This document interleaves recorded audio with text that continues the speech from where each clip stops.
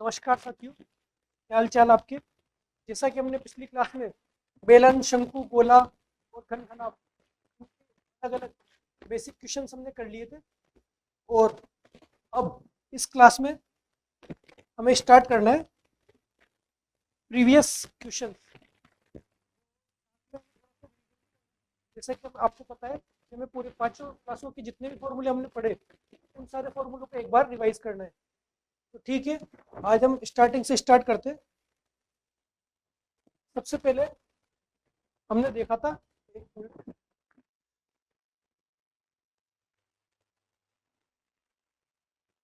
पहले देखा था हमने घन, फिर हमने देखा था घनाभ, फिर हमने देखा बेलन, फिर शंकु, फिर गोला।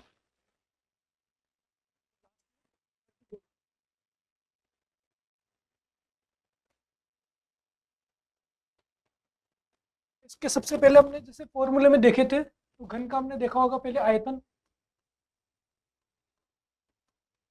फिर उसका संपूर्ण पृष्ठीय क्षेत्रफल, फिर वक्र पृष्ठ क्षेत्रफल, और लास्ट में इसके जैसे विकर्ण। तो अगर बात करें तो सबसे पहले हमने घन का विकर्ण, घन का आयतन देखा था भुजा क्यूब, यानी कि ए क्यूब।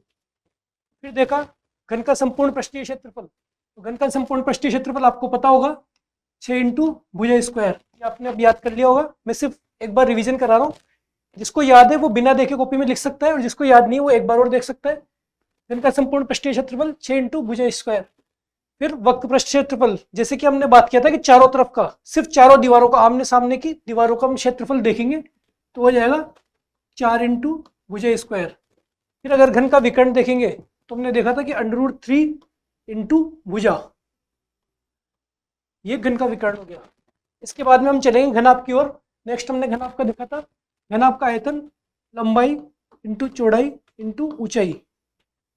फिर घनाभ का संपूर्ण पृष्ठीय क्षेत्रफल आपको पता है 2 इंटू लंबाई इंटू चौड़ाई, LB BH HL, शॉर्ट में इंग्लिश में लिख सकते हैं इनको। फिर घनाभ का वक्र पृष्ठ क्षेत्रफल, जिसको चारों दीवारों का क्षेत्रफल हम बोल सकते हैं, अगर आप इसको शॉर्ट में याद रखें चाहे तो चारों दीवारों का।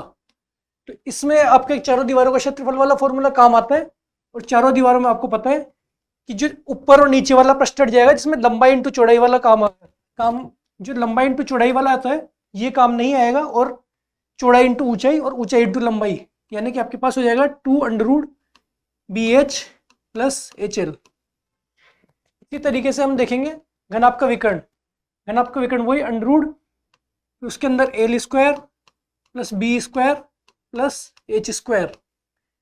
आप एक करेक्शन कर लीजिएगा, जो फर्स्ट क्लास थी उसमें PDF में ये गलत लिखा हुआ था, इनटू में था। क्वेश्चंस में हमने सही किया था ये,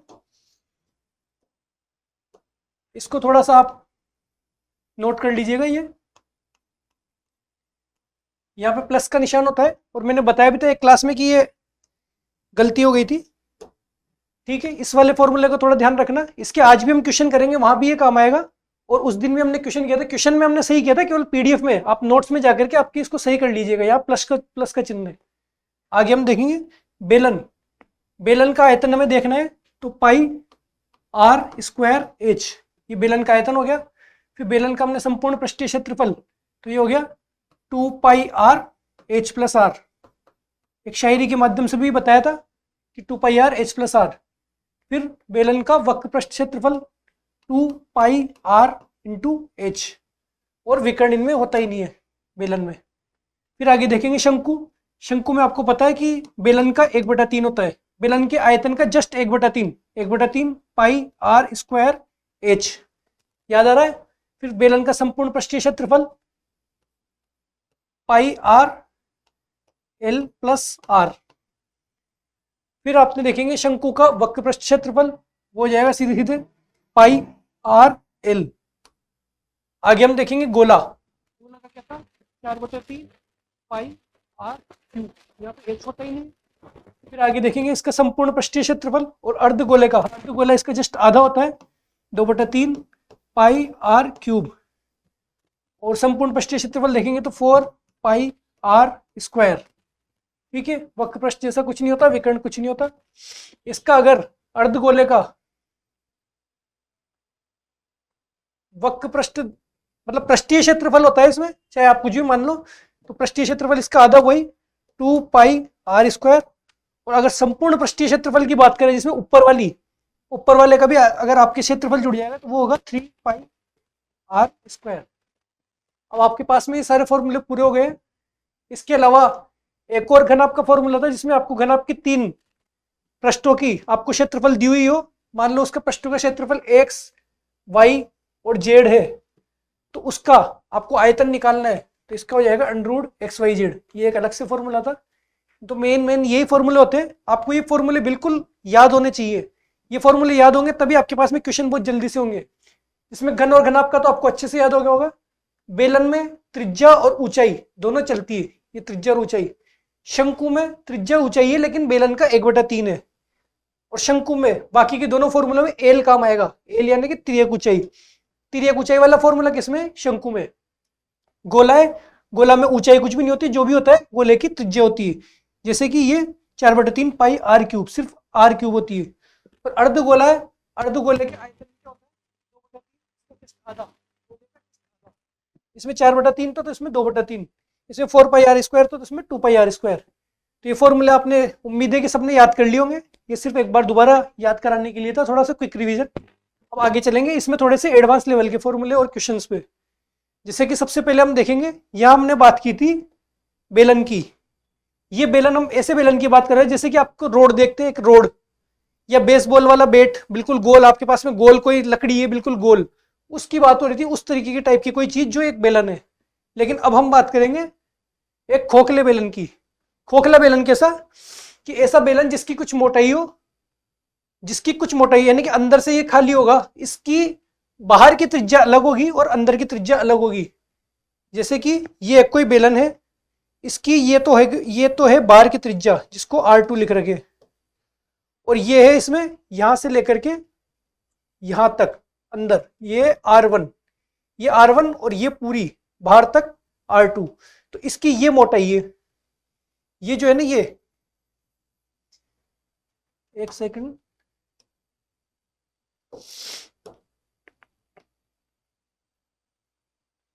ये इतना मोटा बेलन नहीं है, और बीच में इसमें हवा है।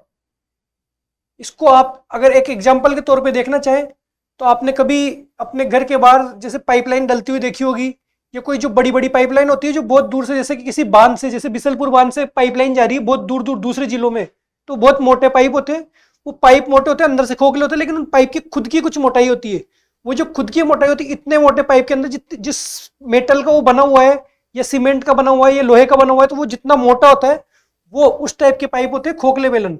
उसमें बीच में तो पानी जाने के लिए ऐसे जगह छोड़ रखी है, और ये बाहर से ये मोटाई है उसकी, ये उसकी मोटाई, बीच में तो पानी जाने के लिए जगह, और जिस मेटल का वो बना हुआ है वो मेटल, इस टाइप के जो बेलन होंगे वो होंगे खोखले बेलन। अब ये खोखले बेलन आपके क्यों काम आते हैं, इसमें ज्यादा कोई घबराने की जरूरत नहीं है, इसमें बहुत ईजी चीज है। जैसे कि फॉर्मूला इसके सेम वैसे के वैसे ही, बस थोड़ा सा अंतर है कि जैसे खोखले बेलन का आपको आयतन निकालना है, आयतन निकालना है तो आपने बेलन का आयतन देखा पाई आर स्क्वायर एच, बेलन का आयतन पाई आर स्क्वायर एच है। तो खोखले बेलन में क्या करेंगे, जब बाहर वाली यहां से और यहां तक, ये तो है R1, अगर हम पाई आर स्क्वायर एच करते हैं, पाई आर स्क्वायर एच, तब तो हमारे पास पूरे बेलन का आयतन आ जाएगा। लेकिन हमें पता है कि इसमें बीच में खाली जगह, तो बीच में खाली जगह तो इसको हमें घटाना पड़ेगा। तो घटाना कैसे पड़ेगा, तो अंदर वाला जो बेलन है, एक तरह से मान लो ये हवा का कोई बेलन बना हुआ है, इसकी त्रिज्या है R2, तो ये जो R2 त्रिज्या का बेलन है इसको हमें घटाना पड़ेगा, तब जाकर के हमें सिर्फ ये मेटल वाली जो ये ब्लैक कलर की आपको दिख रही है सरफेस, इसका आपके पास में आयतन तब आएगा जब आप बाहर वाली त्रिज्या में से अंदर वाली त्रिज्या का फॉर्मूला घटा देंगे। ये वाला आयतन का जो होगा, बाहर का आयतन हो गया पाई आर स्क्वायर एच, और अंदर का आयतन हो गया पाई आर स्क्वायर एच। अब बाहर की त्रिज्या तो है पाई R1 और अंदर की त्रिज्या है R2। तो आपके पास में सीधा सा फॉर्मूला हो जाएगा खोखले बेलन का आयतन पाई r1 square H minus pi r2 square H. ये सिर्फ ना कि खोखले बेलन, ये जो भी आकृति होगी आपके पास में इस तरीके से, अगर कोई खोखली आकृति होगी, जैसा कि अभी हम नेक्स्ट बात करेंगे, ये गोलीय कोश, ये एक खोखले गोले की बात है। खोखले गोले में भी आप ये मान लो कि ये इसकी मोटाई है, अंदर से खोखला है, और ये इसकी मोटाई है, ये इतना मोटा ये गोला है, और बीच में इसमें हवा है, खाली है बिल्कुल। तो ये खोखले गोले की भी आपको अगर जब मोटाई की इसके आपको आयतन निकालना है, तो आपको वही चीज काम करनी पड़ेगी। कैसे? कि आपको बाहर वाले आयतन में से अंदर वाला आयतन घटाना पड़ेगा। खोखले गोले का आयतन आपको पता है 4/3 पाई r क्यूब। ये आ गया आपके पास में पूरे गोले का। अब पूरे गोले में से आपको ये अंदर का जो खाली वाला हिस्सा है ना, ये वाला हिस्सा, यहाँ पे कोई हिस्सा बन रहा है, उस खाली हिस्से को हटाना पड़ेगा। तो इसलिए अंदर वाले गोले का आयतन आपको घटाना पड़ेगा। अंदर वाला गोला क्या है? छोटी त्रिज्या, यानी कि बाहर तो पाई r1 हो गई, अगर बड़ी त्रिज्या आपने ये मानी। अब मैं इसको हटाता हूं एक बार, कि आपने बाहर की त्रिज्या मानी ये है r1, और अंदर की त्रिज्या ये जो छोटी त्रिज्या है इसको माना ये है r2। तो r1 में से आपको, बाहर वाले आयतन में से आपको अंदर वाला आयतन घटाना पड़ेगा। 4/3 पाई r1 क्यूब और 4/3 पाई r2 क्यूब, ये आपको घटाना पड़ेगा। इस तरीके से कोई सी भी आकृति होगी उसमें आपको खोखला बेलन, खोखला गोला, कोई सी भी आकृति का आपको निकालना है, तो बाहर वाले आयतन में से अंदर वाला आयतन घटाना होगा। यही इसका फॉर्मूला होता है। तो इसको एक अलग से याद करने की जरूरत नहीं है, बस केवल आप इस चीज को दिमाग में रखें कि बाहर वाले आयतन में से अंदर वाला आयतन घटा देंगे तो खोखली आकृति का आयतन आपको काम में आ जाएगा। ये क्वेश्चंस के बीच बीच में आपके पास में ये फॉर्मूले काम आएंगे। आपके दिमाग में ये कॉन्सेप्ट होना चाहिए, आकृति कैसी भी आ जाए, अगर खोखली है वो आकृति, तो आपको बाहर के आयतन में से अंदर का आयतन घटाना पड़ेगा। चाहे वर्ग भी हो, आपने कभी इस तरीके से वर्ग वाले क्वेश्चन भी पढ़े होंगे छोटी क्लासेस में। ये जैसे कोई खेत था, उस खेत के चारों तरफ हमें पौधे लगाने हैं या कोई रास्ता बनाना है, इतना चौड़ा में रास्ता बनाना है, तो आप ये वाला जो रास्ता बनाते थे, रास्ते का क्षेत्रफल जब हम निकालते थे तो क्या करते थे? ये करते थे पूरे का क्षेत्रफल माइनस इस अंदर वाले का क्षेत्रफल, ऐसे घटाते थे। पूरे में से, इस पूरे में से अंदर वाला घटाते थे, तभी हमारे पास में इस बचे हुए का आ जाता था। सेम चीज हम ये कर रहे हैं, आयतन निकाल रहे हैं, तो पूरे का आयतन माइनस अंदर वाले का आयतन। ये आकृति, हर आकृति में इसी तरीके से आपके पास में आयतन निकलेगा। पहले तो आप आयतन का पूरे वाले बड़ी त्रिज्या का आयतन, फिर छोटी त्रिज्या का आयतन आपको घटा देना है। इस तरीके से आपके पास में खोखले बेलन के आयतन का फॉर्मूला, और ये फॉर्मूला आपके पास में क्वेश्चंस में काम आएगा, और ऐसे क्वेश्चंस कई बार पूछे गए हैं फर्स्ट ग्रेड में। आगे देखेंगे खोखले बेलन का वक्र पृष्ठीय क्षेत्रफल। अब वक्र पृष्ठीय क्षेत्रफल निकालना है तो वही वक्र पृष्ठ क्षेत्रफल हमें पता है कि 2 पाई r h, ये तो हुआ बाहर का, 2 पाई r1 h, ये तो बाहर का। फिर इसके अंदर वाला भी, अंदर भी तो अगर वक्र पृष्ठ, अगर हम इसमें पेंट कर रहे हैं तो बाहर भी करेंगे और अंदर भी करेंगे, दोनों तरफ करेंगे, तो प्लस 2 पाई r2 h, यानी कि बाहर वाले जो बेलन का जो बाहर वाला पृष्ठ है उस पे हमें उसका पृष्ठीय क्षेत्रफल, और अंदर वाले क्षेत्रफल, अंदर वाले इसका पृष्ठ का पृष्ठीय क्षेत्रफल, इन दोनों पृष्ठों का पृष्ठीय क्षेत्रफल हमें जोड़ना पड़ेगा। ये फॉर्मूला भी इसी तरीके से काम करेगा, पर हमें मेन आयतन वाला फॉर्मूला याद रखना है, क्योंकि ये फॉर्मूले बार बार काम आते हैं। पाई r1 का square h minus pi r2 का स्क्वायर h, सिर्फ घटा रहे, कोई अलग से कोई विशेष फॉर्मूला नहीं है। उसी फॉर्मूले को हमने थोड़ा सा डिफाइन करके लिखा है। सेम इसी चीज से गोलीय कोश, गोलीय कोश क्या होता है? वही खोखला गोला टाइप एक चीज होती है, उसमें भी हमें अगर इसका आयतन निकालना है तो वही 4/3 पाई r1 क्यूब माइनस 4/3 पाई r2 क्यूब, ये हमें वही बाहर वाले का आयतन माइनस अंदर वाले का आयतन, इस तरीके से हमें ये करना है। और इसके हम आज क्वेश्चंस देखेंगे। तो क्वेश्चंस ये है ना, पहला क्वेश्चन कि यदि एक बेलन की त्रिज्या और ऊंचाई एक गोले की त्रिज्या के बराबर है, इसको देखेंगे। यदि बेलन की त्रिज्या और ऊंचाई एक गोले की त्रिज्या के बराबर है, मान लो बेलन की त्रिज्या क्या है? r1, और बेलन की ऊंचाई क्या है? h1। ये किसके बराबर है? गोले की त्रिज्या के बराबर है। गोले की त्रिज्या को r2 मान लो, और ये हमारे पास में तीनों बराबर है। ये इन्होंने फर्स्ट लाइन बोली है। फिर आगे बोलते हैं कि यदि बेलन की वक्राकार सतह का क्षेत्रफल का संख्यात्मक मूल्य और गोले के आयतन का संख्यात्मक मूल्य के मध्य 1:3 हो, तो गोले का आयतन क्या है? क्या? बेलन का वक्राकार सतह का क्षेत्रफल यानी कि बेलन का वक्र पृष्ठ क्षेत्रफल, बेलन का वक्र पृष्ठ क्षेत्रफल आपको पता है 2πr/h, ये हो गया बेलन का वक्र पृष्ठ क्षेत्रफल। और गोले का आयतन के मध्य अनुपात 1:3, और किसका, गोले का आयतन, गोले का आयतन आपको पता है 4/3 πr3। तो यहाँ R1 और H1 और यहाँ R2, ये बात हो गई किस किस में, बेलन की वक्र पृष्ठ क्षेत्रफल, बेलन का वक्राकार सतही क्षेत्रफल तथा गोले के आयतन, इन दोनों के मध्य 1:3 है, ये 1:3 है। अनुपात को भी बटा में लिख सकते हैं। तो ये हमें संबंध दिया हुआ है और पूछे क्या है, गोले का आयतन क्या है। तो ये संबंध दिया हुआ है, तो सबसे पहले हम इसको सोल्व करेंगे और हमें त्रिज्या का मान पता करना है सबसे पहले। तो यहाँ आपको पता है R1, H1 और R2 तीनों बराबर है। तो जब ये तीनों बराबर है तो हम इसको कन्वर्ट करके लिख सकते हैं, सबको मान लो R ही लिख सकते हैं। तो यहाँ पे आपके पास में वो 2π, ये भी R और ये भी R, मान लो यहाँ पे 2 R हो गए ऊपर, नीचे 4/3 पाई, यहाँ पे R क्यूब, यहाँ पे 3 बार आ रही है इसमें, ये R क्यूब, अब पाई से गया पाई, R और R से गया ये R और R, ठीक है। आपके पास में ये अपोन के अपोन में, तो ये आ जाएगा ऊपर, और यहाँ सामने की तरफ है आपके 1/3, ये आ गया आपके पास में ऊपर, तो कैसे 4R बराबर 1/3, ये इधर चल जाएगा, ये इधर आ जाएगा, या हम इसको काट सकते हैं, और 2 से गया ये 2 बार, तो आपके पास में ये हो गया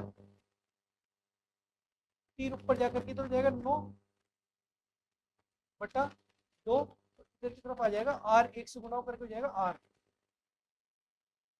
यहाँ आपके पास में R का मान आ गया, यानी कि आपके पास में अब आ गई त्रिज्या, त्रिज्या का मान है 9/2, और आपको निकालना क्या है, गोले का आयतन, गोले का आयतन निकालना है। तो आप अच्छे से जानते हो कि त्रिज्या है और गोले का आयतन है, तो आपके पास फॉर्मूला है 4/3 πr3, 4/3 पाई और R क्यूब यानी कि 9/2 का क्यूब, सीधे सीधे हम फॉर्मूला सीधे डायरेक्ट लिख दिए, 4/3 πr3 गोले का आयतन होता है, गोले का आयतन हमें निकालना है, ये संबंध हमें दिया हुआ था, काट करके हमने R का मान निकाल चुके, 4/3 पाई 9/2,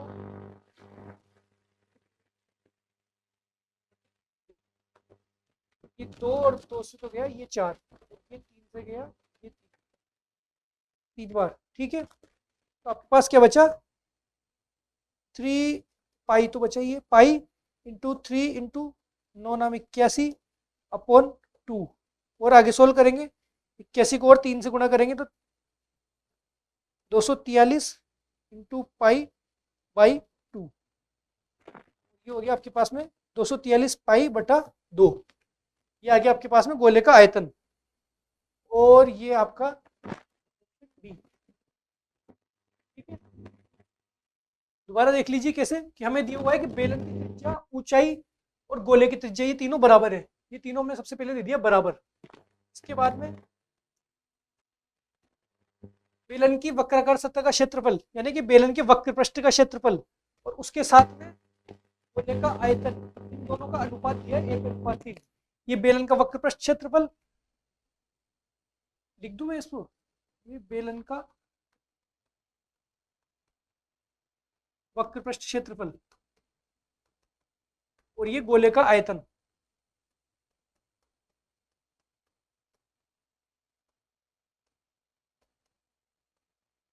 इन दोनों का अनुपात दिया है क्या, 1/3।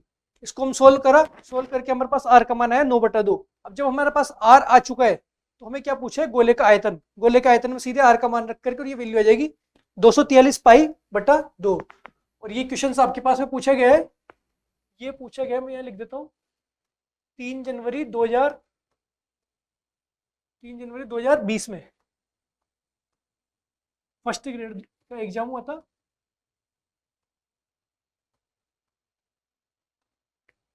जो कि 3 जनवरी 2020 को ये पेपर हुआ था। 2018 की वैकेंसी थी, लिख दो, 2018 की वैकेंसी में जो 2020 में एग्जाम हुआ है उसमें ये क्वेश्चन पूछा गया है। सिंपल सा क्वेश्चन था, बस ये इसलिए बचा के रखा था मैंने क्योंकि इसमें बेलन और गोला दोनों के बीच में संबंध पूछा था। आज इसी टाइप की क्वेश्चन आएंगे जिसमें 2 या 3 चीजों के बीच में संबंध पूछे गए। चलते हैं नेक्स्ट क्वेश्चन की ओर। आज बहुत सारे क्वेश्चन करने हैं तो हम जल्दी जल्दी करेंगे थोड़ा। अब आप वैसे भी इन क्वेश्चन को करने लग गए होंगे।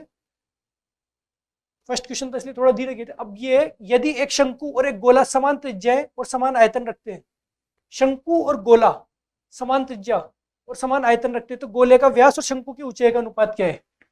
तो मान लो आयतन समान रख रहे हैं। शंकु का आयतन क्या होता है? 1/3 पाई आर स्क्वायर एच। और ये क्या है? गोले का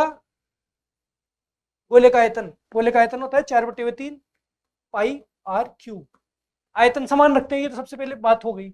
उसके बाद में इसने बोला ये समान त्रिज्या भी रखते हैं। समान त्रिज्या रखते हैं मतलब समान त्रिज्या रखते हैं तो ये आप सीधे सीधे इसको काट देंगे। ये तो आयतन समान हो गया। अब त्रिज्या समान का मतलब यहाँ पे 2r तो है, 2r से इधर 2r कट जाएगी, सिर्फ 1r बचेगी यहाँ पे। ठीक है, क्योंकि इन्होंने बोला है कि इनकी त्रिज्या समान है। समान त्रिज्या की वजह से ये दोनों कट गए। अब आपके पास में क्या बचा? यहाँ 3 से 3 काट देंगे और यहाँ पाई से पाई काट देंगे। सीधे से आपके पास बचा h, इधर की तरफ आपके पास बचा 4r। ये क्वेश्चन शायद हम पहले भी कर चुके हैं। तो गोले के व्यास और शंकु की ऊंचाई का अनुपात क्या है? ये तो हो गया शंकु की ऊंचाई, और यहाँ पे हम h को 4r की जगह इसको 2 × 2r लिख सकते हैं। तो ये हो गया हमारे पास में शंकु की ऊंचाई।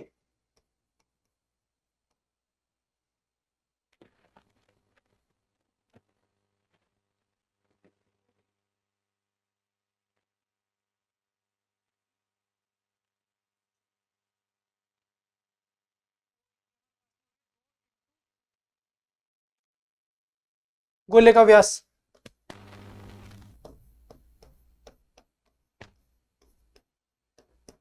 जब दोनों का मान हमारे पास में आ चुका है, इन दोनों में हमें अनुपात ही तो पूछा है। अनुपात पूछा है तो व्यास अनुपात शंकु की ऊंचाई पूछा है। व्यास अनुपात ऊंचाई पूछा है तो व्यास के नीचे ऊंचाई को लेके, व्यास के नीचे ऊंचाई को लेके आएंगे। यहाँ व्यास,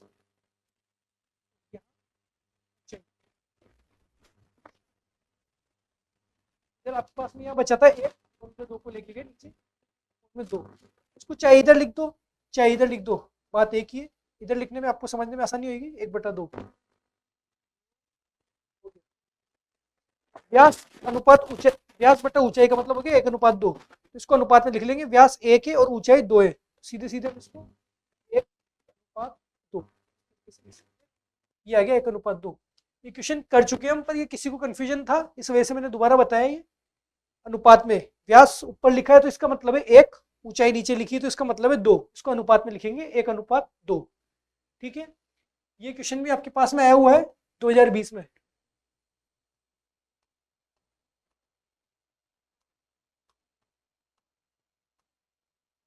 फर्स्ट ग्रेड 2020 का क्वेश्चन है, चाहो तो स्क्रीनशॉट ले लो। चलते हैं नेक्स्ट क्वेश्चन पे, देखते हैं। 4 सेंटीमीटर और 8 सेंटीमीटर के क्रमशः भीतरी और बाहरी व्यासों के एक खोखले गोले को गलाकर 8 सेंटीमीटर व्यास के आधार वाला एक ठोस शंकु बनाया जाता है। क्या बोल रहा है? 4 सेंटीमीटर और 8 सेंटीमीटर व्यास का कोई खोखला गोला है, गोले को गला करके। अब खोखला गोला कैसे? ये भी हमने आज देखा था। ये इस टाइप का खोखला गोला, इसको गला रहे, यानी कि हमारे पास में इस वाले फॉर्मूले की जरूरत पड़ेगी इस आयतन। इसमें बाहरी कोश अलग और आंतरिक कोश अलग होता है। ठीक है, उसको गला करके क्या बनाया गया? ठोस शंकु बनाया जाता है। तो हमें पता लग गया सीधा सीधा, क्या पता लगा? कि गोले का आयतन,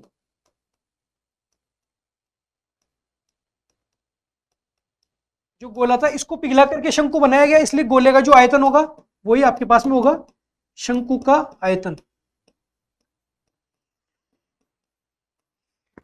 है, शंकु का आयतन वही होगा जो गोले का आयतन होगा। अब इसके बाद में पूछा है शंकु की ऊंचाई क्या है, तो आप सीधे सीधे मान रख दोगे। गोले का आयतन आपको निकालना है। गोले के आपको दोनों व्यास दिए हुए हैं, 4 सेंटीमीटर और 8 सेंटीमीटर आपको व्यास दिए हुए हैं। अब आपको पता है खोखले गोले का वही 4/3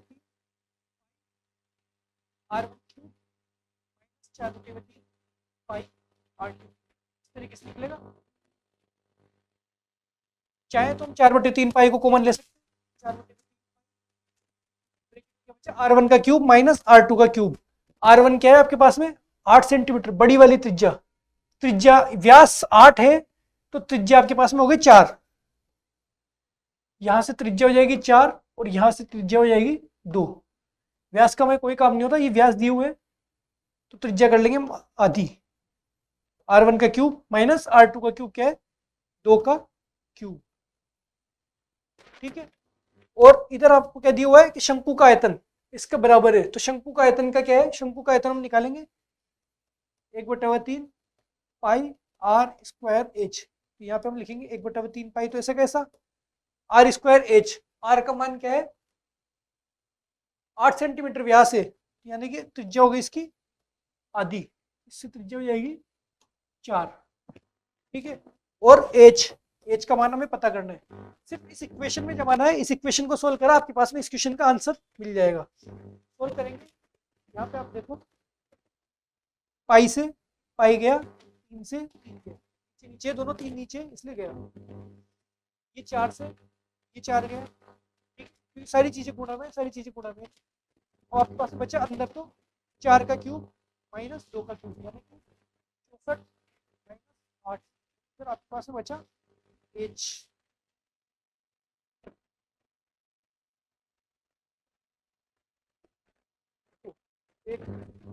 यहाँ पे आर स्क्वायर है, 1/3 पाई आर स्क्वायर एच। तो आपके पास में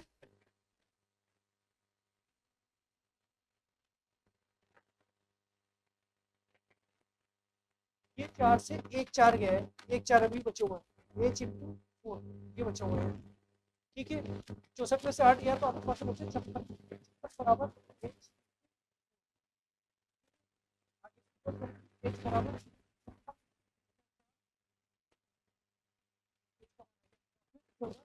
सेंटीमीटर।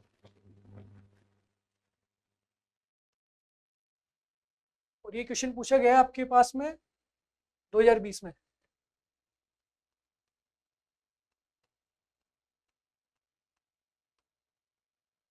देख लीजिए आप, आपके एग्जाम में इसी तरह के क्वेश्चन आ रहे हैं, दो अलग अलग फॉर्मूले या आयतन में आपको कोई एक चीज हाइड कर देता है, आपको दोनों को अगल बगल में रखना है, बाकी सारी चीजें कट जाएगी, उसका मान आपके पास में आ जाएगा। कैसे, ये था एक गोले का आयतन, ये खोखला गोला दिया हुआ है आपको होलो स्फीयर, जिसमें आपको 2 सेंटीमीटर और 4 सेंटीमीटर त्रिज्या वाले एक खोखला गोला था, जिसकी आंतरिक त्रिज्या 2 सेंटीमीटर है और बाहरी त्रिज्या 4 सेंटीमीटर है। आपको उसका आयतन निकालना है, तो वही 4/3 बाहर वाला आयतन माइनस अंदर वाला आयतन, इधर किया इक्वल टू, आपको इसके किसके बराबर रखना है, इसमें आपने बोला कि ये बराबर है एक शंकु के आयतन के। शंकु का आयतन आपको पता है 1/3 पाई आर स्क्वायर एच, तो 1/3 पाई आर स्क्वायर एच आप रखेंगे यहाँ पे, दोनों को बराबर रख के काटेंगे और सीधे सीधे आपके पास में एच का माना जाएगा। इस तरीके से क्वेश्चंस एग्जाम में इसी तरीके के पूछे जा रहे हैं, चाहे आप इसको देख लो, चाहे इससे पहले वाला क्वेश्चन था, यहाँ भी आपके पास में 2 का अनुपात दिया हुआ था, यहाँ भी आपके पास में 2 का अनुपात दिया हुआ था 1/3, और कोई चीज पूछी जाती है सीधे सीधे।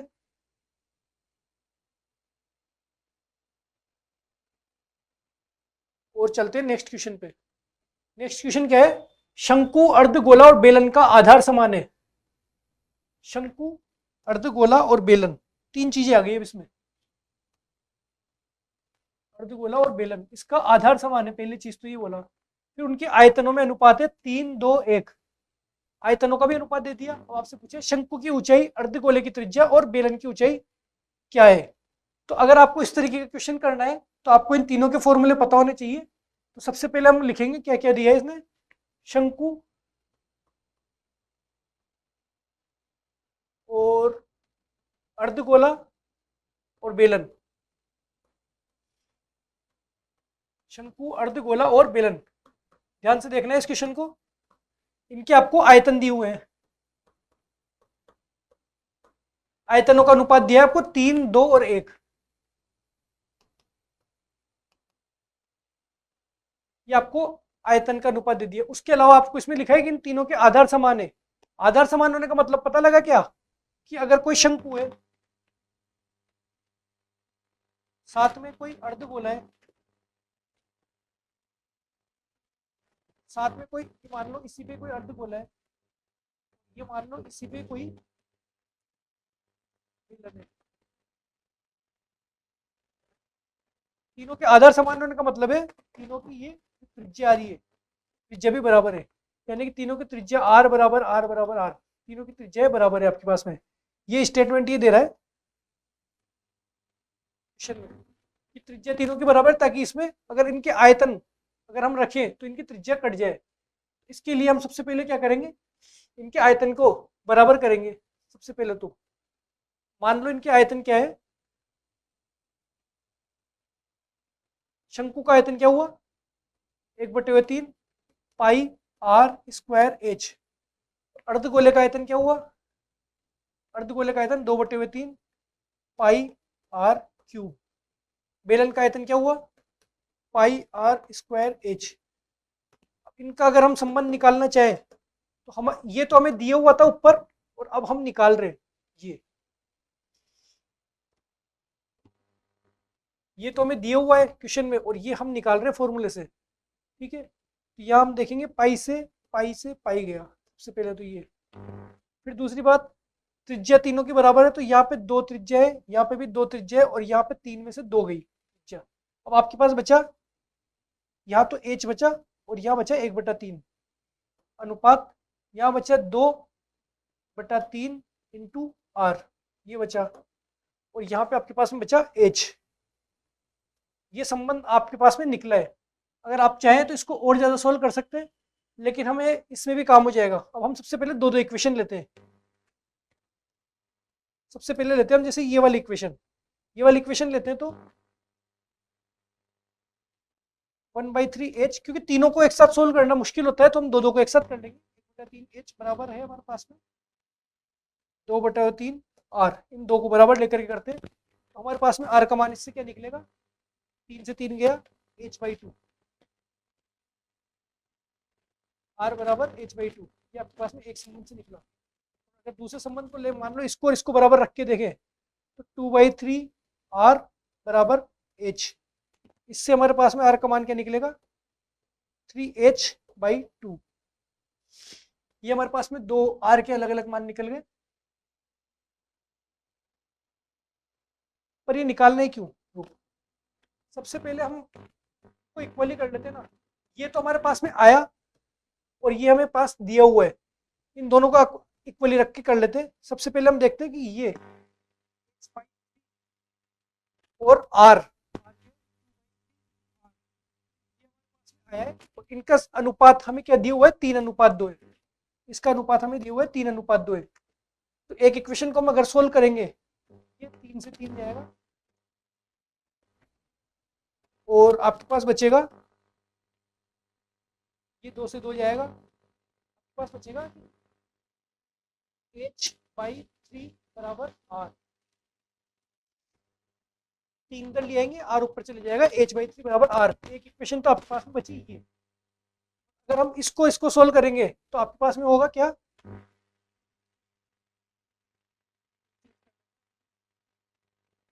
2/3 आर अपॉन h बराबर, इसका संबंध क्या दिया हुआ है 2/1 ये दिया हुआ है। तो यहाँ आर से आर चल जाएगा और आपके पास में बचेगा यहाँ r/3/h बराबर 1 है। इसको h को अगर सामने लेके जाएंगे तो r/3 बराबर h2 और r बराबर 3h2। ये आया है संबंध हमारे पास में। थोड़ी मिस्टेक हो गई थी।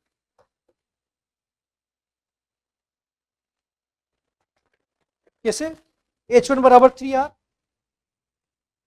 h1 बराबर आपके पास आ रहा है 3r और r बराबर आपके पास आ रहा है 3h2, r बराबर आ रहा है 3h2। इन तीनों में आपको संबंध पूछा है किसका, h1 r और h2, इन तीनों में आपको संबंध पूछा है। तो यहाँ आप देखेंगे ऐसे भी कर सकते हैं, h1 बटा r बराबर 3/1 और r बटा h2 बराबर 3/1, यानी कि h1 अनुपात r और r अनुपात h2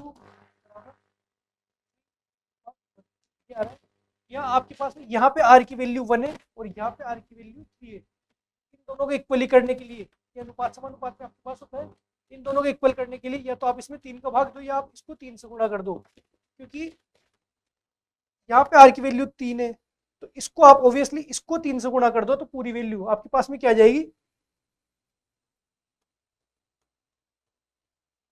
3 से गुणा कर देते हैं, अनुपात में कोई फर्क नहीं पड़ता, तब आपके पास में क्या जाएगा, H1 अनुपात R की वैल्यू आपके पास में क्या आ जाएगी, 3 से गुणा करा तो ये आ गया 9 और ये आ गया आपके पास 3, 9 अनुपात 3। अब आपके पास में यहाँ भी R की वैल्यू 3 है, यहाँ भी R की वैल्यू 3 है, अब आप इन तीनों को समानुपात में लिख सकते हैं, H1 अनुपात R अनुपात H2। इसको अगर हम लिखेंगे तो H1 और H1 का मान 9, R का मान 3, 9 और 3 तो यहाँ पे, R का मान यहाँ पे भी 3 है, R का मान यहाँ पे 3 है, और H2 का मान 1, 9 अनुपात 3 अनुपात 1, 9 अनुपात 3 अनुपात 1। ये क्वेश्चन आपको अगर थोड़े बहुत मिस्टेक हो गई थी स्टार्टिंग में, ये मैं आपको दोबारा से बता दूंगा, पहले आप इसको एक बार स्क्रीनशॉट ले लीजिए, दोबारा से मैं आपको थोड़ी देर में बताता हूँ। अगला क्वेश्चन कीजिए, अगला क्वेश्चन चलो बताइए। तो क्वेश्चन ये है कि शंकु, अर्धगोला और बेलन का आधार समान है। आधार समान का मतलब क्या है, इनकी त्रिज्याएं बराबर है, आर बराबर आर बराबर आर, तीनों की त्रिज्या बराबर है।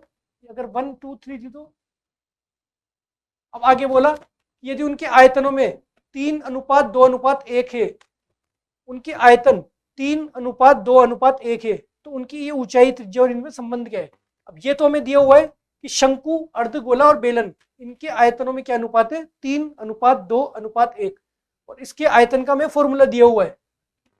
फॉर्मूला क्या होता है, 1/3 pi r square h, 2/3 pi are cube और पाई आर स्क्वायर एच। इन तीनों फॉर्मूले में हम अगर संबंध निकालेंगे तो काट के हमारे पास में आ जाएगा ये वाला संबंध, ये वाला संबंध हमें पास आ गया। इस संबंध का मान इसके पास पहले से दिया हुआ है कि 1/3 H1 अनुपात 2/3 R अनुपात H2, इसका अनुपात हमारे पास में क्या है, 3 अनुपात 2 अनुपात 1। तो इस वाली इक्वेशन और इस वाली इक्वेशन को आपस में रख करके हम ये दो मान निकाल सकते हैं, एक ये और एक ये। यहाँ थोड़ी गड़बड़ हो गई थी पर अब सही है। H1 बराबर 3R है और R बराबर 3H2 है। अगर इसको सोल्व करेंगे, H1 बराबर 3R ये इक्वेशन 1 और R बराबर 3H2 ये इक्वेशन 2, इसको हम सोल्व करेंगे, हमें ये मान चाहिए, इन तीनों में हमें संबंध चाहिए। सोल्व किया, ये आया 3 अनुपात 1 और ये आया अनुपात 1। यहाँ पे R दोनों को हमें इक्वल बनाना पड़ता है, इस R और इस R को समानुपात में बराबर करने के लिए इस R और इस R को दोनों को इक्वल बनाना पड़ता है। यहाँ पे R की वैल्यू 3 है, तो आप यहाँ पे भी आप इसको 3 से गुणा कर दो, 3 से गुणा कर दोगे तो ये हो जाएगा 9, ये हो जाएगा 3। अब ये दोनों 3 3 सेम हो गया, 9 3 और 1, ये आ जाएगा आपका अनुपात 9 3 और 1। ठीक है, चलते हैं नेक्स्ट क्वेश्चन पे। जरूरी नहीं है कि सारे क्वेश्चन हार्ड आए, कभी कभी क्वेश्चन कोई हार्ड भी आ जाता है, लेकिन कभी कभी इजी भी आ जाती है। देखो हम जो पहले कर रहे थे टॉपिक्स के साथ में, वो क्वेश्चन इजी भी थे, कुछ क्वेश्चन होते हैं हार्ड। जैसे मैंने आपको बताया था कि 8 से 9 क्वेश्चन होते हैं, इसमें एक आध क्वेश्चन कभी हार्ड भी आ जाते हैं, तो आप उनसे नहीं डरना, आप बाकी के 8 तो कर लो, बाकी के 8 भी अगर आप करते हैं तो भी आप बहुत अच्छे। अब ये क्वेश्चन है एनसीईआरटी का क्वेश्चन है ये, और ये आया है 2020 में, फर्स्ट ग्रेड 2020 में आया हुआ क्वेश्चन है। अब हम चलेंगे इस वाले पे, ये एनसीईआरटी का क्वेश्चन है, एनसीईआरटी शायद 12.1 का 12.3 का फर्स्ट क्वेश्चन है। इसमें क्या है, दो घन जिसमें प्रत्येक घन का आयतन 64 सेंटीमीटर क्यूब है, के संलग्न फलकों को मिलाकर के एक ठोस बनाया जाता है। तो इस प्रकार बने घनाभ का पृष्ठीय क्षेत्रफल ज्ञात कीजिए। ये दो घन है आपके पास में, एक घन ये रहा और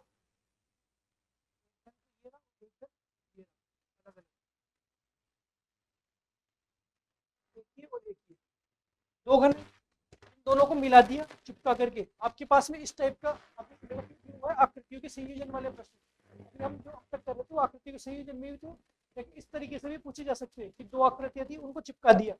अब चिपकाया तो ये दो घन एक साथ जब जुड़े तो ये घन बन गए घनाभ, क्योंकि अब इसकी लंबाई चेंज हो गई। आप ये देखो इसकी लंबाई, अगर मान लो पहले इसकी लंबाई 5 सेंटीमीटर थी, चौड़ाई भी घन में तो सबकी लंबाई चौड़ाई ऊंचाई सब 5 थी, लेकिन अब ये बन गया 10, ये और ये तो सेम रह गया ऐसा था। अब इसमें दिया हुआ भी है कैसे, यदि प्रत्येक का आयतन था 64, आयतन यानी कि घन का आयतन क्या होता है, भुजा क्यूब, भुजा क्यूब का आपके पास मान दिया हुआ है 64। भुजा क्या है, उसकी एक भुजा थी हमारे पास 4, ठीक है, एक भुजा आपके पास में थी 4। अब आपके पास में ये जो घनाभ बना है, ये पूछा है कि घनाभ का पृष्ठीय क्षेत्रफल क्या थी। घनाभ का पृष्ठीय क्षेत्रफल ज्ञात करने के लिए आपको इसकी तीनों भुजाएं पता होनी चाहिए। एच आपके पास में देखो, जो पहले वाली एच थी अब भी वही वाली एच रहेगी, क्योंकि हम एक फलक जुड़ा है तो ऊंचाई चेंज नहीं हुई, वो ऊपर नहीं रखा है, दोनों को चिपकाया है, तो ऊंचाई तो इस वाले की भी है इस वाले की भी है। एच का मान अब भी आपके पास 4 है। चौड़ाई, चौड़ाई अंदर की तरफ जो चौड़ाई थी उसका मान भी अब भी आपके पास 4 ही है, लेकिन जो लंबाई थी, लंबाई वो 4 इसकी थी और 4 इसकी थी, दोनों जुड़ करके अब क्या बन गए, लंबाई आपके पास में एल बन गई 8, लंबाई हो गई 8, चौड़ाई 4, चौड़ाई 4 और हाइट भी 4।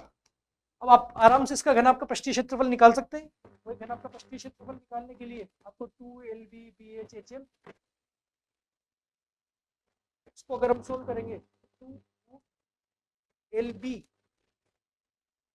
32 प्लस 16 प्लस 32, और ये आपके पास में जाएगा 2√80, 2√80, ये आपके पास में रूट क्यों लगा रहे हैं इस पे। सबसे पहले 2 LB BH HL ये होगा, यहाँ पे 2 32 16 और 32, ये आ जाएगा 2 × 80, और आखिरी में आपके पास आ जाएगा 160। इसमें सिर्फ आकृतियों का संयोजन करना बताया है। इस तरीके से जैसे दो घन जुड़वा है, आपके पास में इस तरीके से भी हो सकता है कि दो बेलन जुड़वा दे, कि दो बेलन ने एक दोनों 4 सेंटीमीटर त्रिज्या के, इसको इसके साथ जोड़ दिया। अब पहले मान लो उसकी हाइट 5 थी, इसकी हाइट 8 थी, तो अब पूरे का निकालो, ऐसे भी करवा सकता है दो आकृतियों का संयोजन। शंकु का संयोजन करवा सकता है, गोलों का तो संयोजन होता नहीं है वैसे। बाकी घन घनाभ में इस टाइप की क्वेश्चन आने की संभावना सबसे ज्यादा होती है।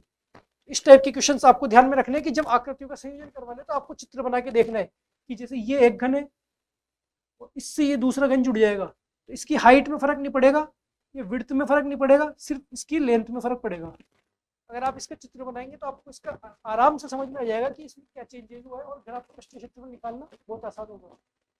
चलते हैं नेक्स्ट क्वेश्चन पे। क्वेश्चन है कि 3 सेंटीमीटर वाले एक सोने के ठोस गोलों को पिघला करके 3 गोले बनाए जाते हैं, तो दो गोलों की त्रिज्या, थोड़ा ही क्लियरली दिख रहा होगा, अब देखो 3 सेंटीमीटर वाले एक सोने के ठोस गोलों को पिघला करके 3 गोले पिघला करके 3 गोले बनाए जाते हैं। एक था बड़ा गोला,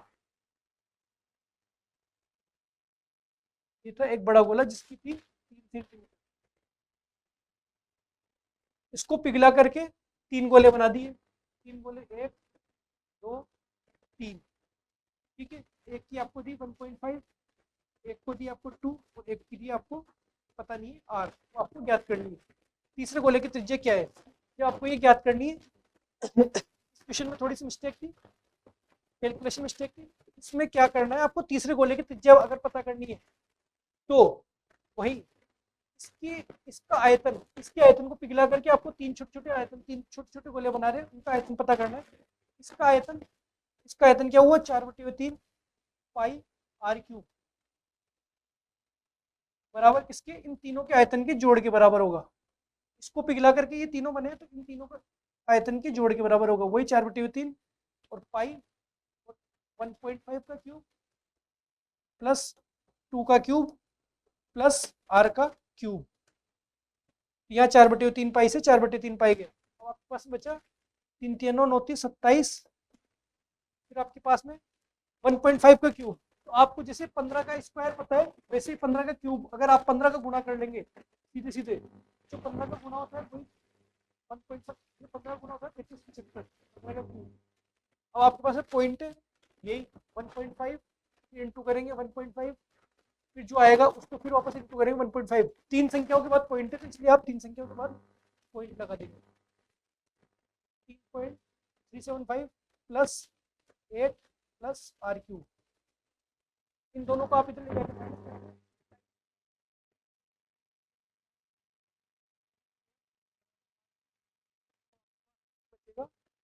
ऊपर लिख देता हूँ। 27 में से 8 गया, 3 गया, 16,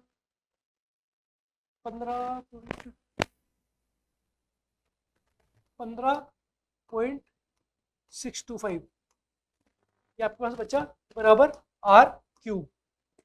आर क्यूब का मान आपके पास से 15.625 आया, वही 15.625, इसको हम सोल्व करते हुए चलेंगे इस तरीके से। अगर गुणनखंड बनाएंगे तो जैसे 5 से करा, 5 दिए 15, 5 एवं 5, फिर 5 से किया,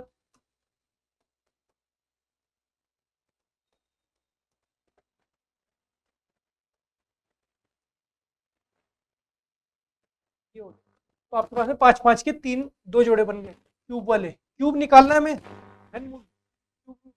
तो यह आपके पास बचा 5 इंटू 5, 5 इंटू 5, सीधी सी आपके पास पता है 25। 3 संख्या के बाद पॉइंट है तो एक के बाद पॉइंट रह जाएगा और ये आपके पास आ जाएगा आर का मान। तो तीसरा जो गोला है उसकी त्रिज्या हो जाएगी 2.5। क्वेश्चन था थोड़ा पहले मिस्टेक थी, अभी क्वेश्चन बिल्कुल सही है। चलते नेक्स्ट क्वेश्चन। ये क्वेश्चन आपने पहले कर चुके गोले वाले चैप्टर में।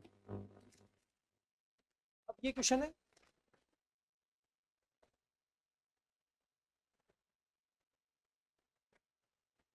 क्वेश्चन क्या बोल रहा है कि 8 सेंटीमीटर भुजा का एक बड़ा घन 2 सेंटीमीटर वाले भुजा वाले 64 घनों समान घनों को एक साथ जोड़ने पर व्यवस्थित करने पर बनाया जाता है।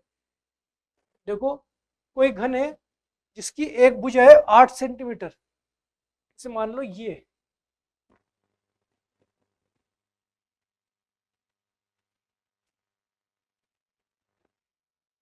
कोई घन है जिसकी भुजा है 8 सेंटीमीटर और 8 सेंटीमीटर का एक घन 2 सेंटीमीटर वाले भुजा वाले 64 घनों को समान रख के 2 सेंटीमीटर वाले 64,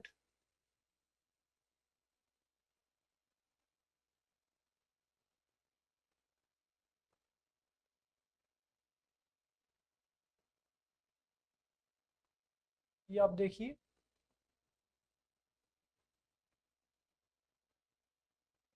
इसे छोटे छोटे छोटे छोटे इसमें 64 घन रखे गए हैं।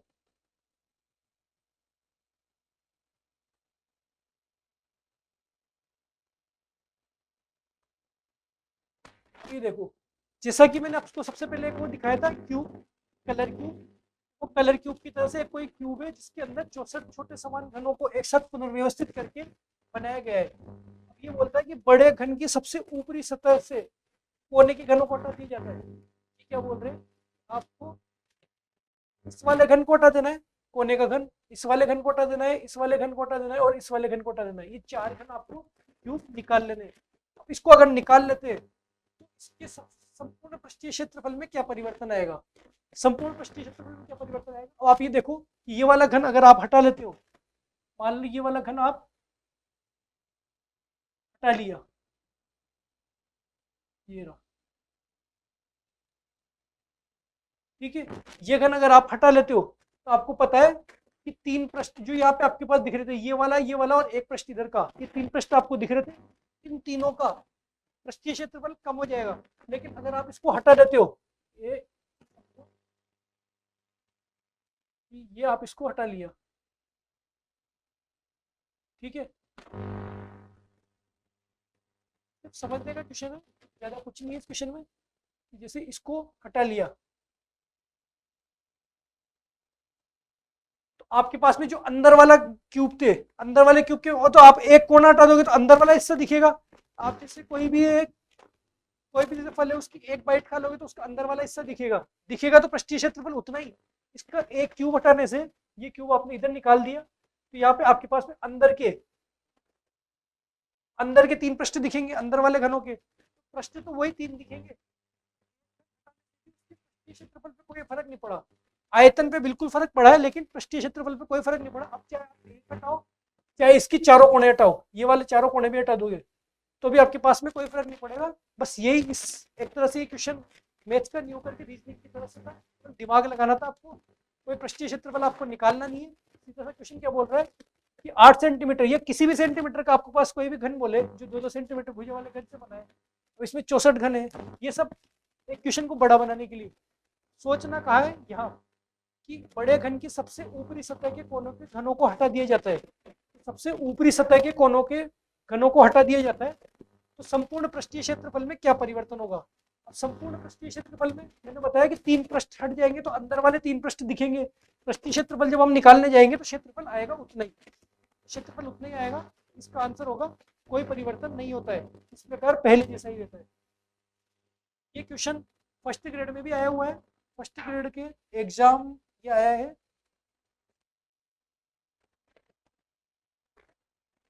फर्स्ट ग्रेड 2022 में, फर्स्ट ग्रेड 2022 में भी आया है एग्जाम। ये उसके अलावा शायद वीडियो या किसी और एग्जाम में भी ये सेम टू सेम क्वेश्चन आया हुआ है। ये क्वेश्चन 2 से 3 बार क्वेश्चन पूछे जा चुका, थोड़ा सा चेंजेस कर देते हैं इसको, थोड़ा सा चेंजेस करके क्वेश्चन यही रहता है। अगर आपसे पूछा जाए कि कोई ऊपरी घन को हटा दिया जाए, एक कोना हटा दिया जाए, तो उसके बाद में पृष्ठीय क्षेत्रफल में क्या परिवर्तन होगा, तो पृष्ठीय क्षेत्रफल में इसका कोई परिवर्तन नहीं होगा। ये आपको ध्यान रखना है। इस टाइप का क्वेश्चन आगे भी पूछा जा सकता है, ये रिपीट हो सकता है क्वेश्चन, ठीक है। अगर क्षेत्रफल में पूछे तो आपको इस क्यूब का, जो आपको क्यूब निकाला था, कितना क्यूब निकाला, 2 सेंटीमीटर वाला भुजा, आपको पहले तो पूरे का आयतन निकालना है, और फिर आपको 2 सेंटीमीटर भुजा वाले का आयतन निकालना है, इसको घटा देना है। तो कितने निकाल दिए, 4 कोने के निकाले, इसको घटा देना, तब आयतन में परिवर्तन आ जाएगा। लेकिन हमसे पूछा है सिर्फ पृष्ठीय क्षेत्रफल में, पृष्ठीय क्षेत्रफल में नो चेंज, जो पहले था वही रहेगा। ये इसका आंसर है, बिल्कुल फिक्स। क्वेश्चन में चाहे यहाँ पे 64 घन की जगह 8 घन दे दे, 16 घन दे दे, 8 सेंटीमीटर की जगह 16 सेंटीमीटर, 3 सेंटीमीटर, 6 सेंटीमीटर, कुछ भी दे दे, पृष्ठीय क्षेत्रफल में कोई परिवर्तन नहीं होता, ठीक है। नेक्स्ट चलते क्वेश्चन पे।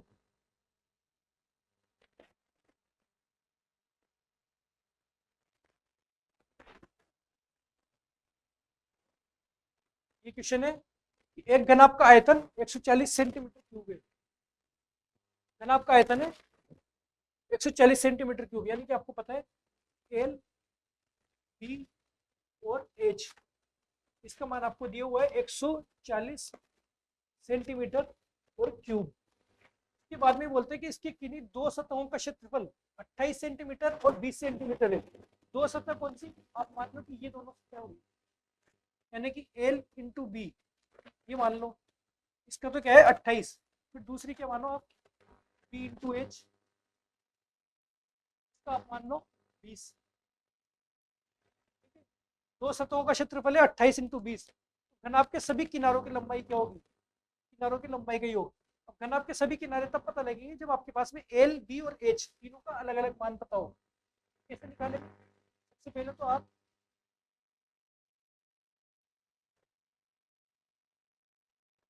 ये देखो कि एल इंटू बी बराबर 128 है, एल इंटू बी बराबर 28 है, L into B into H 140 है, इसको हम इसमें रखेंगे, क्या हमारे पास क्या जाएगा 28 इंटू, इसको अगर इसमें रखा ये आ गया 28 इंटू एच बराबर 140 आया, या 28 का भाग देंगे, एच बराबर आपके पास में जाएगा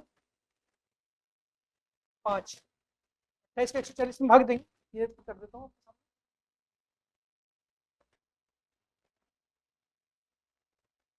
आपके पास में आया 5 सेंटीमीटर, ठीक है।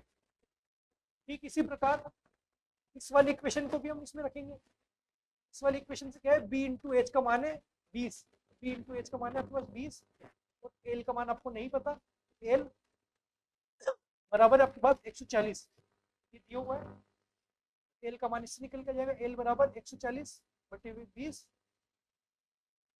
जीरो, ये आ गया आपके पास 7 सेंटीमीटर। आपके पास एच आ गया, एल आ गया, तो आपको क्या चाहिए बी।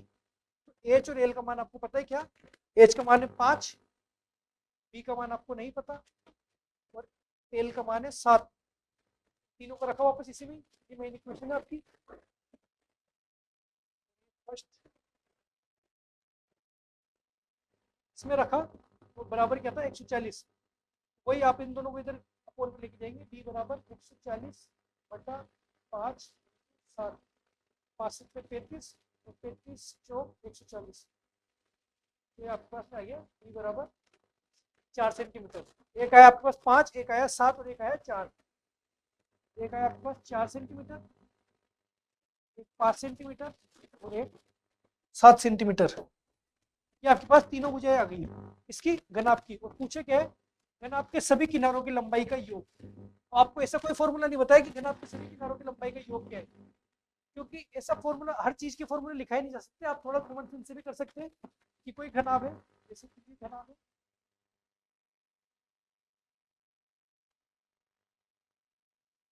तो आप ये देखो कि इसमें टोटल किनारे होते हैं कितने, कि 12 किनारे होते हैं। 12 किनारे में क्या होता है कि लंबाई भी 4 बार काम आती है। ये देखो, यहाँ, यहाँ, इधर और एक पीछे वाला हिस्सा। ऊंचाई भी 4 बार काम आती है, 1 2 3 और एक ये वाली इधर वाली। ठीक है, चौड़ाई भी 4 बार काम आती है। तीनों भुजाएं इसमें 4 4 बार काम आती है, इसलिए हम तीनों को 4 4 बार जोड़ेंगे, यानी कि 4 को जोड़ेंगे 4 बार, प्लस 5 को जोड़ेंगे 4 बार, प्लस 7 को जोड़ेंगे 4 बार। तीनों को जोड़ेंगे तो आपके पास में किनारों की लंबाइयों का योग आ जाएगा। ये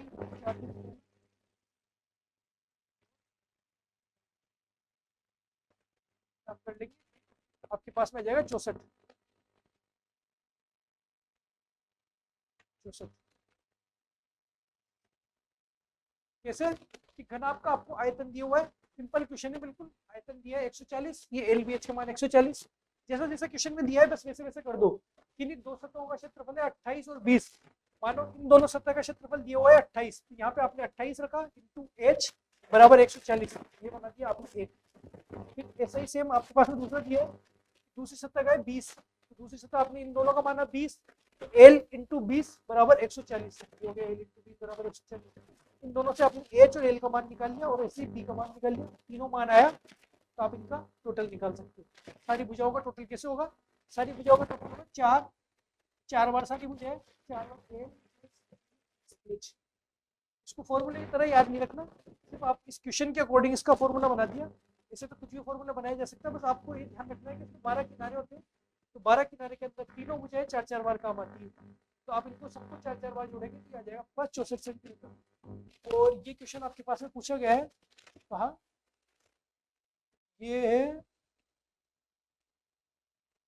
ये भी किसी एग्जाम का ही क्वेश्चन है आपका आयतन। ये शायद 2022 के एग्जाम का है, पर ये प्रीवियस ईयर क्वेश्चन ही है, प्रीवियस ईयर क्वेश्चन है, यह ध्यान नहीं है मुझे। सब जितने भी हम क्वेश्चन कर रहे हैं ये सब क्वेश्चन आए हुए क्वेश्चन है, ये वाला, ये वाला। अब ये देखो आप कितना सिंपल सा क्वेश्चन है, अगर आपने इसको एक बार कर लिया, ये क्वेश्चन 2 बार तो आरपीएससी के एग्जाम में रिपीट हो चुका है, same same question same example same option के साथ, इसलिए आपको ये क्वेश्चन ध्यान में रखने। अगर आप ये क्वेश्चन पढ़ के नहीं गए, आपने इसको देखा नहीं, तो आप इसमें गुणा भाग ऐसे करते रहेंगे, क्षेत्रफल गुणा, इसको पढ़ के गए हो तो आपको पता है कि क्षेत्रफल में कोई परिवर्तन नहीं होता, सीधे आप टिक करके आएंगे। ठीक है, सिर्फ ये देखने का क्वेश्चन है, क्वेश्चन आपने कर लिया। नेक्स्ट चलेंगे इस क्वेश्चन पे। अब ये क्वेश्चन कैसे है,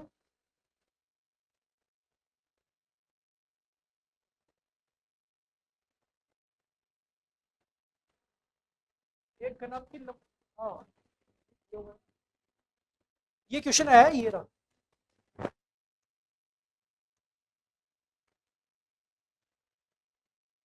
ये रहा 3/1/2020, 3 जनवरी 2020, वही 2018 वाला, 2018 वाली वैकेंसी इसका पेपर हुआ था 3/1/2020, जो फर्स्ट शिफ्ट में जो हुआ था उसमें ये क्वेश्चन आया था।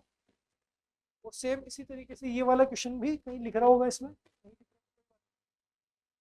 ये वाला है इसी तरीके से 14/12/2020, ये शायद संस्कृत डिपार्टमेंट का पेपर है, 14/12/2020 का पेपर है, क्वेश्चन है। कब, ये क्वेश्चन क्या कहता है, आपको क्वेश्चन ध्यान से देखना है, बहुत इंपॉर्टेंट क्वेश्चन है। क्वेश्चन बोल रहा है घनाभ की लंबाई, चौड़ाई एवं ऊंचाई का योग 1 सेंटीमीटर है। लंबाई, चौड़ाई और ऊंचाई, यानी कि L plus B plus H का योग आपके पास में क्या है, 1 सेंटीमीटर। बहुत आसान क्वेश्चन है, आपको एक से डरना नहीं है, मैंने पहले ही बताया था, एक से दोस्ती कर लो, एक्स वाई से। ऑप्शन देख के, क्वेश्चन देख के आपको भागना नहीं है, क्वेश्चन बहुत इंपॉर्टेंट क्वेश्चन है, बताऊंगा क्यों। कि घन आपकी लंबाई चौड़ाई और ऊंचाई का योग है 1 सेंटीमीटर और उसके विकर्ण की लंबाई है y सेंटीमीटर। विकर्ण क्या होता है घन आपका, ये होता है L square plus B square plus H square under root के अंदर, इसका मान है आपके पास में y सेंटीमीटर। ये दो चीजें तो आपको दी हुई है क्वेश्चन से। इसका पूर्ण पृष्ठीय क्षेत्रफल क्या होगा, पूर्ण पृष्ठीय क्षेत्रफल क्या होगा, अगर हम इसको दोनों तरफ स्क्वायर कर दे तो हमारे पास में क्या आ जाएगा, इसका वर्ग करने पे सीधे सीधे आ जाएगा L square plus B square plus H square बराबर आपके पास आ गई एक तो वाई स्क्वायर। इक्वेशन तो ये आ गई सीधे सीधे, ये अंडर रूट हट गया और इधर हो गया स्क्वायर, इधर स्क्वायर करने से स्क्वायर से अंडर रूट कट जाएगा और इधर स्क्वायर हो जाएगा। अब इसका वर्क करें अगर हमने ऐसे क्वेश्चन उसमें भी किए थे सांख्यिकी में, सांख्यिकी में इस तरीके के क्वेश्चन किए थे जब हम दोनों पक्षों में वर्क करते थे तो हम इसका वर्क कर देते L plus B plus H इसका होल स्क्वायर बराबर एक्स का स्क्वायर, ठीक है।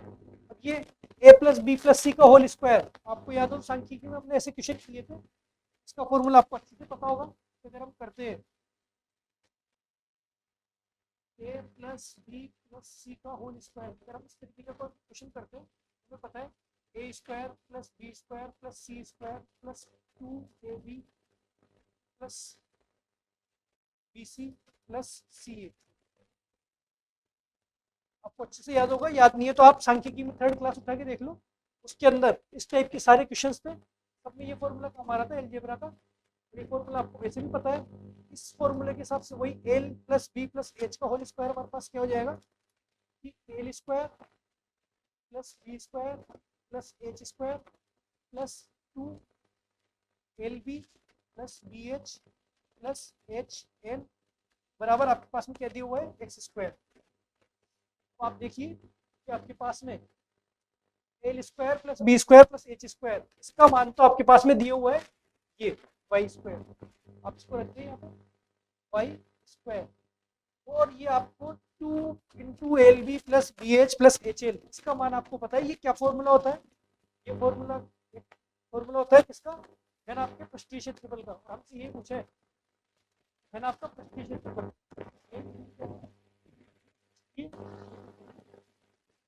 पृष्ठीय क्षेत्रफल, पूर्ण पृष्ठीय क्षेत्रफल या संपूर्ण पृष्ठीय क्षेत्रफल,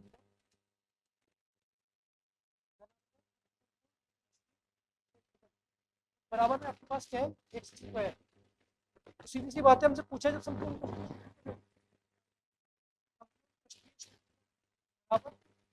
इधर एक्स और वाई इधर आकर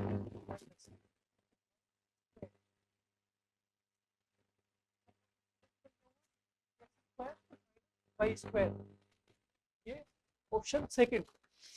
ये क्वेश्चन पूछा गया है 14 दिसंबर 2020, शायद संस्कृत डिपार्टमेंट का पेपर हुआ था 14 दिसंबर 2020 को, उसमें ये क्वेश्चन पूछा गया, 17वें नंबर का क्वेश्चन है मॉडल पेपर में। घन आपकी लंबाई चौड़ाई ऊंचाई का योग है 1 सेंटीमीटर, सीधा सा 3 स्टेप का क्वेश्चन है, ये तो दिया हुआ है, ये भी आपके पास में दिया हुआ है, विकर्ण की लंबाई क्या है वाई, ये दो चीज तो आपको दी हुई, दोनों का वर्ग किया, इसका वर्ग तो वाई स्क्वायर, इसका वर्ग अगर हम करेंगे इसका वर्ग को खोलेंगे, क्वेश्चन खोला, खोलते आपको पता लग गया ये मान तो आपको दिया हुआ था और ये हो गया घन आपका संपूर्ण पृष्ठीय क्षेत्रफल। जब दोनों का मान आपने रखा तो आपके पास आ गया X square minus Y square. और ये इंपॉर्टेंट इसलिए क्योंकि ये क्वेश्चन आरपीएससी के फर्स्ट ग्रेड में ही यहाँ 14 तारीख को तो पूछा ही गया है, इसके अलावा सेम टू सेम क्वेश्चन ये रहा, सेम टू सेम क्वेश्चन आपके पास में पूछा गया है कब, 6 जनवरी 2020, एक ही साल में 2 बार 2 अलग अलग एग्जाम में, फर्स्ट ग्रेड के 2।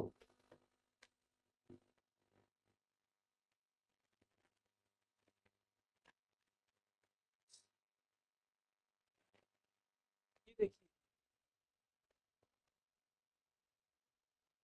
वैसा का वैसा ही क्वेश्चन, एक घन आपकी लंबाई चौड़ाई ऊंचाई बिल्कुल पॉइंट टू पॉइंट सेम है एकदम, और ये क्वेश्चन पूछा गया है 6 जनवरी 2020, ये 2018 की फर्स्ट ग्रेड 2018 की वैकेंसी थी, पहले इसमें आया था जो कि एग्जाम हुआ था 6 जनवरी 2020 में, same to same option, same to same question, और ये पूछा गया संस्कृत डिपार्टमेंट में उसी साल 12वें महीने में, ये देख लो आप, एक ही ईयर में सेम क्वेश्चन दोबारा पूछा गया, इसका मतलब क्वेश्चन रिपीट होते हैं, जो पॉपुलर क्वेश्चन होते हैं, ये देख लो ये वाला क्वेश्चन और ये वाला क्वेश्चन दोनों रिपीट हुए, चाहे तो आप पेपर मैच कर सकते हो मॉडल पेपर में, मैंने क्वेश्चन नंबर ही बताया, ये वाला मॉडल पेपर का 17वां क्वेश्चन है, आपको मिल जाएगा 14/12/2020 को। तो ये एग्जाम संस्कृत डिपार्टमेंट का है और यही फर्स्ट ग्रेड का यही एग्जाम 6 जनवरी को। सेम टू सेम क्वेश्चन है, रिपीट है। आप इसको दोबारा कर लेंगे, एक बार दोबारा आप कॉपी में करेंगे, एक बार फिर से रिपीट हो सकता है, क्योंकि ये क्वेश्चन बहुत पॉपुलर क्वेश्चन होते हैं इसी तरीके से। चलते हैं नेक्स्ट क्वेश्चन पे। ये क्वेश्चन क्या बोल रहा है,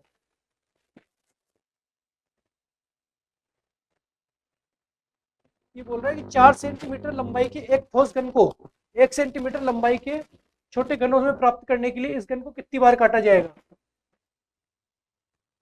वैसे तो ये रीजनिंग के क्वेश्चन भी होते हैं, पर जब हम घन घनाप पढ़ ही रहे हैं तो इस तरीके के क्वेश्चन कर लेते हैं कि एक ठोस घन को 1 सेंटीमीटर 4 सेंटीमीटर लंबाई के ठोस घन, ये मान लो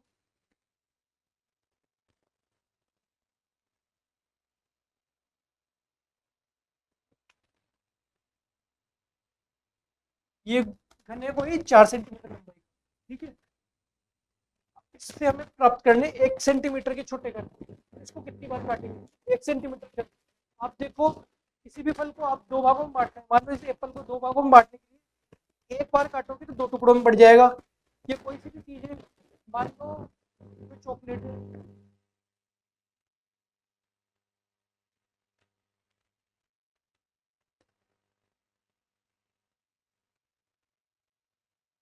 ये चॉकलेट है आपके पास में, समझ में नहीं आ रही होगी, लेकिन अभी मान लो ये चॉकलेट है आपके पास, इसको आपको 3 दोस्तों में बांटना है। 3 दोस्तों में बांटना है तो आप इसको कितनी बार तोड़ोगे, बराबर 2 बार, एक बार और एक बार।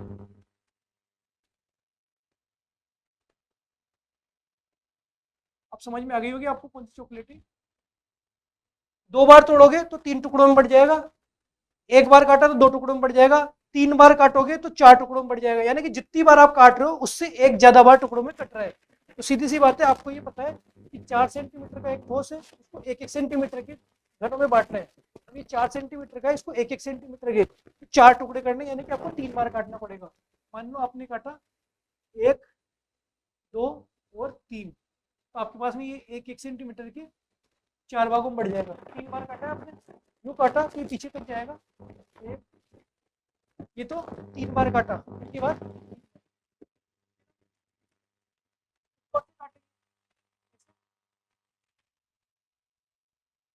एक, 2 और 3, ये 3 बार काटा आपने। अब आगे के तो टुकड़े हो गए, लेकिन ये वाली ये एक लंबी लंबी पड़ जाएगी, इसलिए हम एक बार इस दिशा में भी काटेंगे। एक्स और वाई अक्ष पे तो हमने काट लिया, अब ये जेड अक्ष पे भी काटेंगे। ये 1, 2 और 3। अब आपके पास में ये पूरे पूरे आपके पास में ये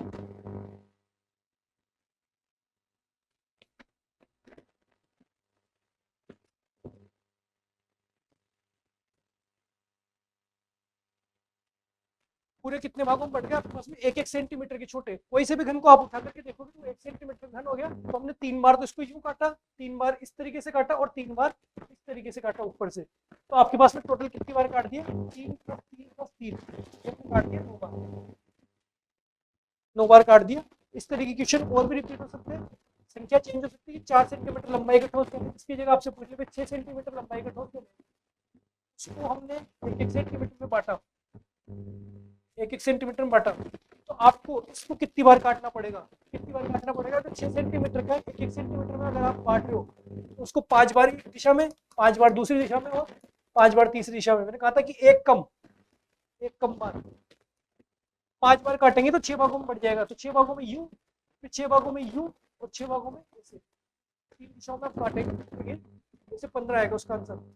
मान लीजिए ऐसा ही क्वेश्चन है, आपको बोल रहे कि एक 8 सेंटीमीटर का या 10 सेंटीमीटर का ठोस करना है, 10 सेंटीमीटर का ठोस करना है, लेकिन अब की बार आपके पास क्वेश्चन क्या चेंज कर दें, इसको 2-2 सेंटीमीटर के घनों में प्राप्त करना है।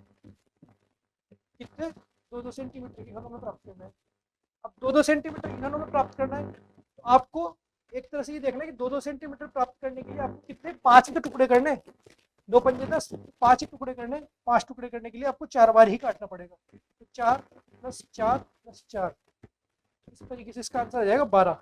12 बार काटना पड़ेगा। तो ऐसे ही काटने वाले क्वेश्चन आपके पास में पूछे जा सकते हैं, ये घन में भी आते हैं, चाहे रीजनिंग का भी मान लो, पर ये अगर क्वेश्चन आप यही कर लोगे और ऐसे क्वेश्चन रिपीट होते तो आपके लिए अच्छा ही है। तो देख लो ये गन का क्वेश्चन था, सीधे से इसका आंसर है 9 बार। ये क्वेश्चन था, ये रिपीट क्वेश्चन है, 2 बार आया है, 2 बार आया तो इसको आपको बिल्कुल अच्छे से करना ही है। फिर इसके पहले ये क्वेश्चन था जिसमें आपसे पूछा था किनारों की लंबाई का योग, इसमें सब कुछ दिया हुआ था, सिर्फ और सिर्फ किनारों की लंबाई का योग पूछा है।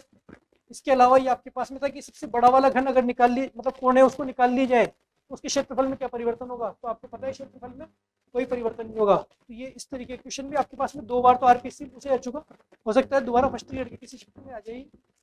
फिर ये वाला क्वेश्चन था जो आपका पिछला क्वेश्चन है रिपीट हुआ है, और एक और क्वेश्चन है ये रहा।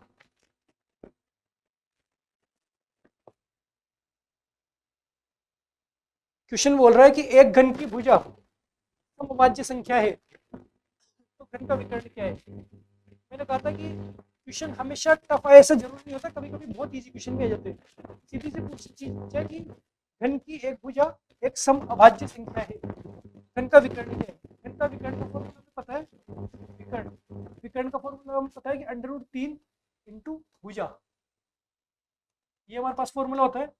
अगर आपको ये पता है कि सबसे छोटी समअभाज्य मतलब एकमात्र समअभाज्य संख्या क्या होती है, समअभाज्य संख्या होती है 2, तो ये एकमात्र ऐसा नंबर है जो कि सम अभाज्य संख्या है। बाकी सारे जो आप कोई सी भी अभाज्य संख्या देख लो, आप 3, 5, 7, 11, 13, 17, 19 सब विषम होते हैं। ये चीज सारे विषम होते हैं, एकमात्र संख्या होती है 2, तो 2 एक सम अभाज्य संख्या है, तो इसका आंसर क्या हो जाएगा √3 इंटू 2 मीटर। सीधा देखना है और टिक करना है, इतना सिंपल क्वेश्चन पूछा गया और ये आया अभी संस्कृत डिपार्टमेंट 2020 में।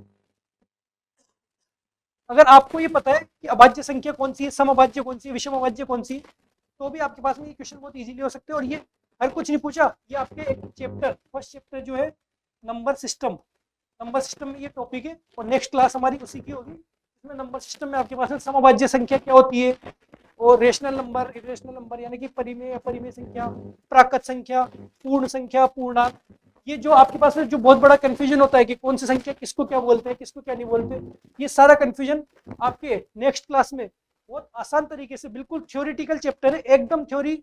उस क्वेश्चन को तो आपको एक भी कोई भी स्टूडेंट उसको गलत नहीं कर पाएगा, इतना अच्छे से समझ में आएगा कि अगर आपने एक बार पढ़ लिया तो आप कितना ही आपसे कोई सा भी क्वेश्चन पूछ ले, आप सारे क्वेश्चन उसको सही करके आएंगे। अगर आपने मैथ्स कभी भी नहीं पढ़ी तो भी आप उस क्लास को लेने के बाद में, नंबर सिस्टम की जो फर्स्ट क्लास है उसको लेने के बाद में थ्योरेटिकल एक भी क्वेश्चन, क्योंकि उसमें जोड़ बाकी गुणा भाग कुछ होता ही नहीं है, उसमें सिर्फ और सिर्फ थ्योरी है। आप समझ गए क्या सम संख्या क्या होती है, विषम क्या होती है, भाज्य अभाज्य संख्या क्या होती है, संख्याओं के बारे में अगर आप समझ गए तो आपके पास में वो क्वेश्चन कभी भी गलत नहीं होगा। इसलिए उस क्लास को सबको लेनी है, और इस तरीके से आपके पास में ये क्वेश्चन होते हैं। अब इसमें से कुछ 4-5 क्वेश्चन और है सिलेक्टिव क्वेश्चन जो हमारे पास बचे हुए हैं, इसमें शंकुच इस तरीके के क्वेश्चन। तो जिसको ये सारी क्लास समझ में आ चुकी है और जो इससे भी और डीप में जाना चाहता है वो अगली नेक्स्ट क्लास को देखेगा, क्योंकि उसमें 4-5 क्वेश्चन इस टाइप के जो आपके मतलब बहुत डीप क्वेश्चन है, जो कभी कभार एग्जाम में आ जाते हैं। 4-5 ही क्वेश्चन आए अब तक इतने सालों के एग्जामों में, किसी किसी में 1 या 2 इस टाइप के क्वेश्चन आ जाते हैं, मतलब हर पेपर में नहीं आए पर किसी किसी पेपर में आए उसके क्वेश्चन। तो वो क्वेश्चन आप नेक्स्ट क्लास में देखेंगे। बाकी जिसको मैथ्स बिल्कुल नहीं आती थी वो इतना कर पा रहा है, वो काफ़ी सफिशियंट है। क्वेश्चन ज़्यादातर इसी तरीके के आते हैं। आप इस क्लास को आप देखो, दोबारा आप इन क्वेश्चंस को करो, फिर आपसे मिलते हैं नेक्स्ट क्लास में। यही मैं प्रतीक जैन रजत खंडेलवाल परिवार में आपका इसी तरीके से स्वागत करता रहूँगा, और मिलते हैं नेक्स्ट क्लास में।